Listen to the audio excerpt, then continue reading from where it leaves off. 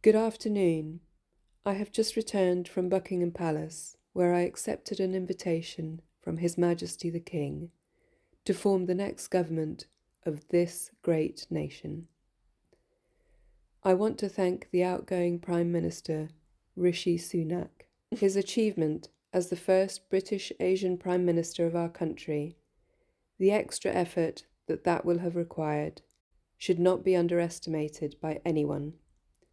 We pay tribute to that today.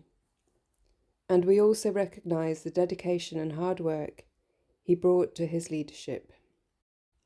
But now our country has voted decisively for change, for national renewal, and a return of politics to public service. When the gap between the sacrifice made by people and the sacrifice they receive from politicians grows big, it leads to a weariness in the heart of a nation, a draining away of the hope, the spirit, the belief in a better future that we need to move forward together. Now, this wound, this lack of trust, can only be healed by actions, not words. I know that. But we can make a start today with the simple acknowledgement that public service is a privilege and that your government should treat every single person in this country with respect.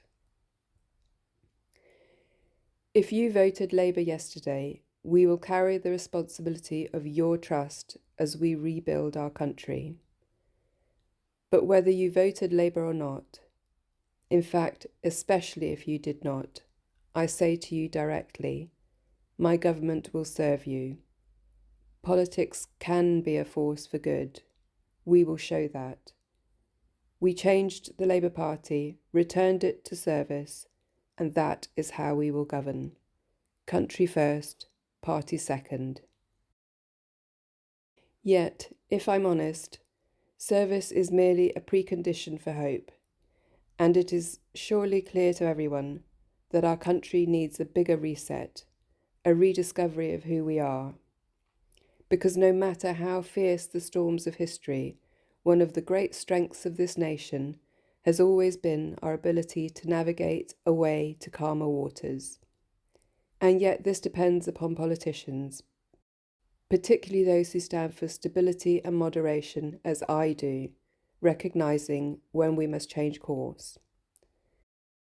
For too long now, we've turned a blind eye as millions slid into greater insecurity.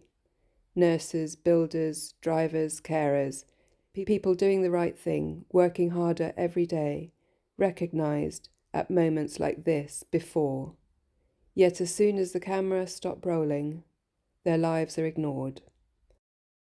I want to say very clearly to those people, not this time. Changing a country is not like flicking a switch.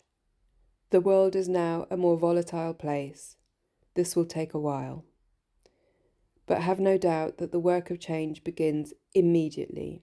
Have no doubt that we will rebuild Britain, with the wealth created in every community, our NHS back on its feet, facing the future, secure borders, safer streets, everyone treated with dignity and respect at work, the opportunity of clean British power cutting your energy bills for good. And brick by brick, we will rebuild the infrastructure of opportunity, the world-class schools and colleges, the affordable homes that I know are the ingredients of hope for working people, the security that working-class families like mine can build their lives around. Because if I ask you now whether you believe that Britain will be better for your children, I know too many of you would say no. And so my government will fight every day until you believe again. And from now on, you have a government unburdened by doctrine, guided only by the determination to serve your interest, to defy quietly those who have written our country off. You have given us a clear mandate, and we will use it to deliver change, to restore service and respect to politics, end the era of noisy performance, tread more lightly on your lives, and unite our country.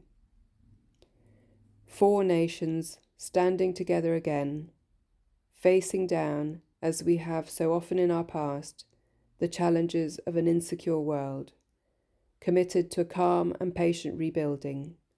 So, with respect and humility, I invite you all to join this government of service in the mission of national renewal. Our work is urgent, and we begin it today. Thank you very much.